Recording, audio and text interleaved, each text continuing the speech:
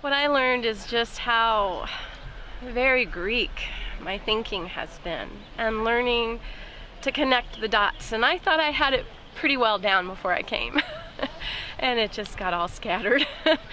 So I had an experience when we were walking down Mount Arbel. Did I say that correctly? Mount Arbel, and I would like to say Mount Horrible. I am terrified of heights, and at one point I had people behind me, and I had our guide Yoav in front of me, and he would take my hand and he'd say, put your hand here, put your foot here, now your hand, now your foot. And there was a point when I was on a ledge this thick, and I froze. I looked down and I couldn't go any further. And I knew that there were 20-something people behind me, and I had Yoav standing there patiently waiting on me. And when I looked up and I was shaking, I thought, I can't go on. It's messed, my world's messed up, and I'm afraid, looking down, looking around, and the consequences, if I let go, what's gonna happen?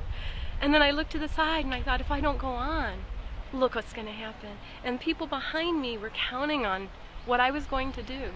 And I was reliant upon what Yoav was showing me. And in that I was learning the connectivity of the importance of not forgetting to go back and learn the basis, the Hebrew roots. And one special thing, and I did manage to take my camera out and take a quick picture and put it right back in my pocket before moving on, but there was a little tiny yellow flower growing out of the crack of this barren rock wall.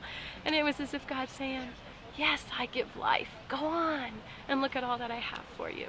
So I am going back with just reevaluating a lot of things that I thought I had a good grasp on, and my life won't be the same. So I encourage you to come to Jerusalem, go on a trip like this, and have your world rocked. On this trip, I heard a phrase saying that when you come to Israel, the Bible will come alive.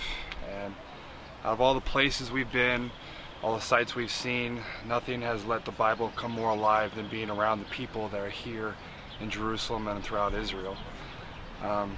One thing Moshe said is that when you go home, you're going to have a hard time expressing what you've experienced here. And the best part about being here in Israel is that there's no need to express anything. The people here just know what's on your heart when you have a relationship with God. And it's very peaceful and something that I hope to come back to someday.